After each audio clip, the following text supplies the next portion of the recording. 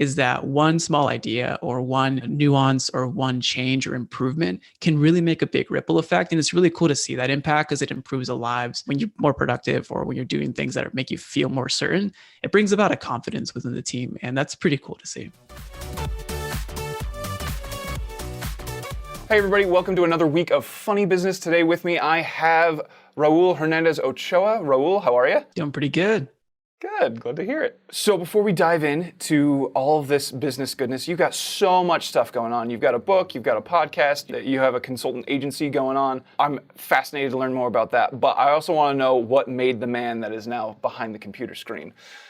So where'd you grow up and what was your childhood like? So I grew up here in San Diego, California, and I came here when I was young. So I actually grew up in Mexico, but came here when I was young. And it's funny because my cousins were here before me. So they knew English. I didn't know English, but my dad tells me that I pretended to speak English and then just made up funny words as I try to get my way along. And then from there, I just grew up with them and my brother, scooters, bicycling on the streets and writing cartoons and animations. That was pretty much my childhood. Wait, you made animations as a kid? Yeah, so it was I think it's Toontown. I used to use floppy disks and then CDs, if you remember those. Yeah, absolutely. I think it's Toon Boom, and then I used some 3D animation, but it was all sketched animation because I was bored out of my mind as I was young and hanging out at grandma's house and just being able to come up with cartoons. That's crazy. I didn't even know they had an animation program on floppy disk. The only thing I ever played on floppy was, did you ever play Quest for Camelot? I have not. Oh my gosh, you get to play as King Arthur, do this whole big old adventure, you get to fight the Black Knight and find the Holy Grail and all that jazz. It's a blast. So how did you go from all of that creative expression and learning English to all of a sudden where you are today? How'd you get started? So I think the biggest exposure was when I was in community college, and then I was looking to transfer into a university, and I came across a program from San Diego State called the Lavin program, and they showcased students there that were creating businesses that actually helped others in the world. So it was Solo Eyewear at the time, and they were selling sunglasses, but they gave around like a proceed. I'm not sure how much exactly in percentage, but they give proceeds to fund cataract surgeries for those who couldn't. So I thought that was a really cool avenue of creativity to be able to mix business with a solution for humankind and to be able to dive down that path.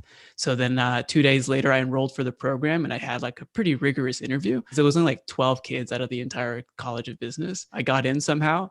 And that 1 unit course, it was legitimately just 2-year program, 1 unit's nothing compared to college courses. That was my college experience. It trumped everything else. I got exposure to entrepreneurs in town, from like the big Costco CEOs to being able to hang out with Ralph Rubio or learn how to paddleboard with the co-founder of Volcom. Wow. Sounds like that entrepreneurship program was amazing. What was one of the biggest things that stood out to you during that experience?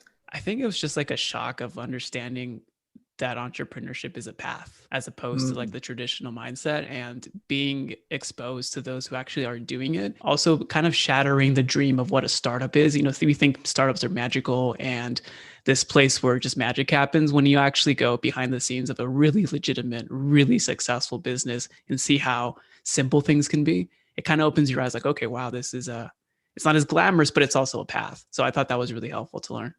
Very cool. So how did you go from that to where you are now in this point in your career? So then from there, from graduating, I actually tried to start a software business, and that transitioned to marketing because we started interviewing the industry who wanted to help. They needed help with marketing.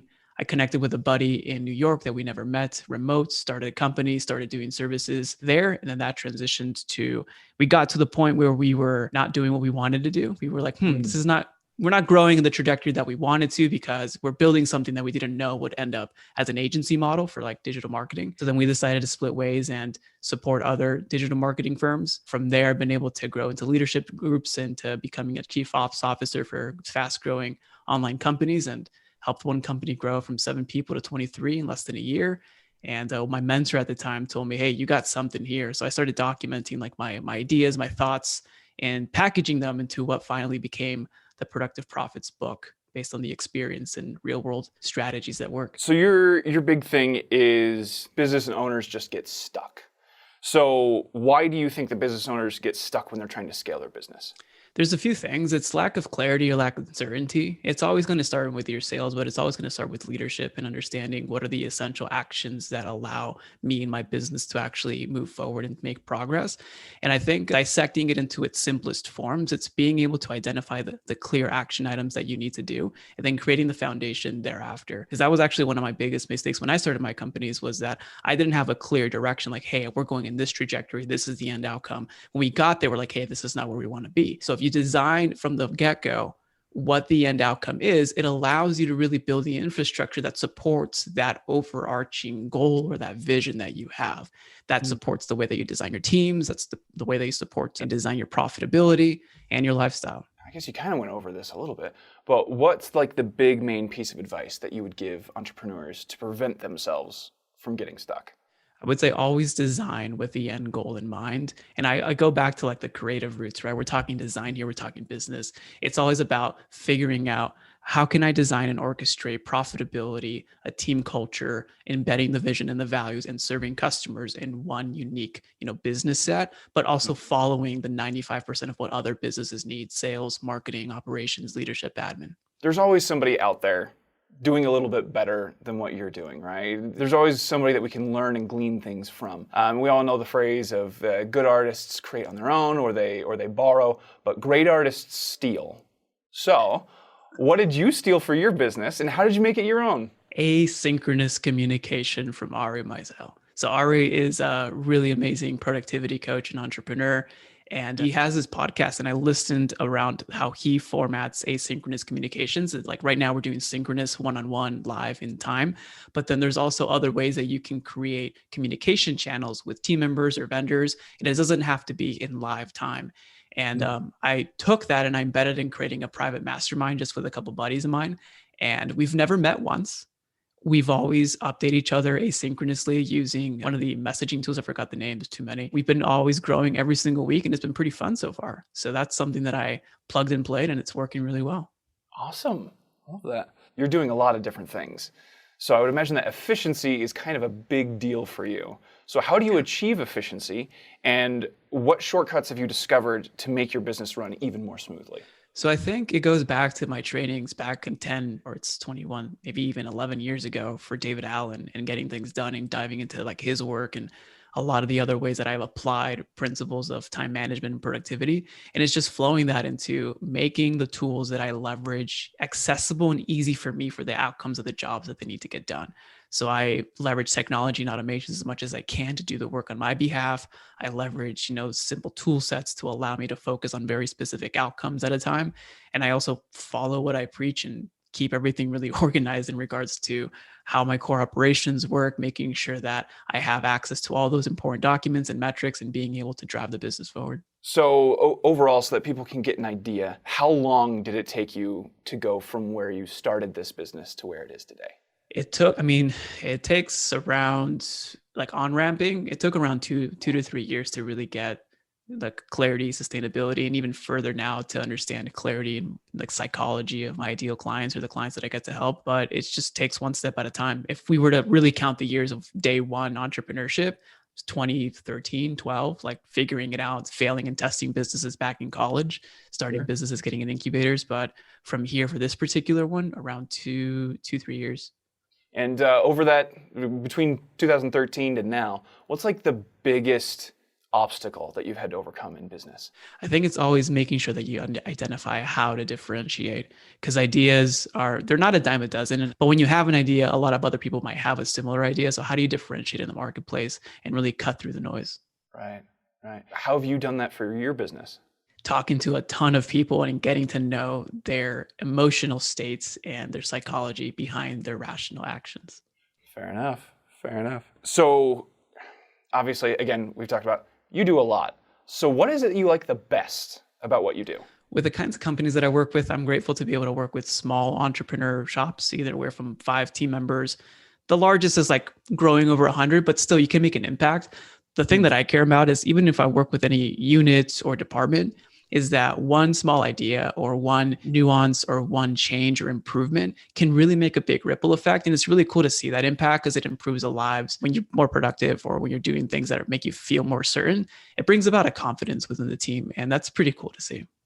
That's way cool. Okay, so how do you stay on the cutting edge of what you do? Because as a consultant, the business world is always changing. So how do you stay up to date on that?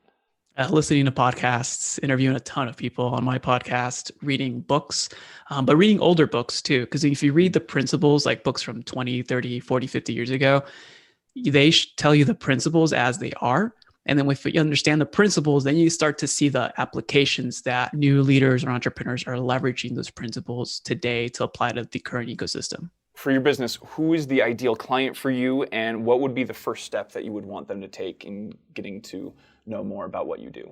Absolutely. So typically entrepreneurs who are not leveraging their IP as to the extent that they know they can, they feel stuck and unsure who they should hire next, or also how to reach that next level of growth, or even fear the fact that if they think about growing, that means more work for them because they're doing all the fulfillment, or that there's more headaches involved, or they're typically 5 to 8 people, or doing anywhere between $1 million and want to break $1 million revenue. The next step for them is really to go to get the core operations training at dogoodwork.io/essentials.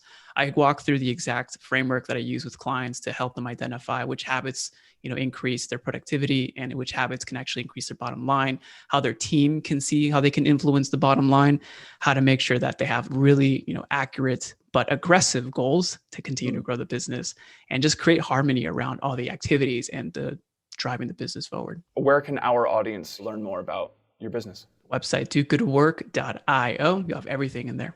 Raul, thank you so much for your time with us. This has been very interesting. Good luck in what you're doing, and I really hope that those of you at home have been able to take some nuggets. Like and subscribe to the podcast, and make sure to share this with a friend. And we'll see you next week.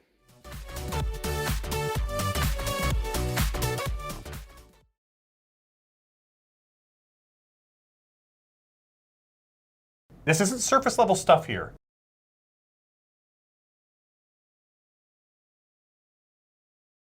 You'll find courses on ad buying, creating the kind of large production ads we're known for. If you're looking to use video marketing to take your business to the next level, our students have seen incredible growth in their businesses by implementing what they learned in our courses. We've now got multiple campaigns that are in the millions of views and in the multiple millions of dollars in sales. Within a week, we're close to 10 million views, over $1 million in sales, and most impressively, we've covered 100% of the production costs in the first 24 hours of releasing it. The first video we did is over 30 million views, the most customers that we've ever acquired in a single month. I think we had about 26,000 new customers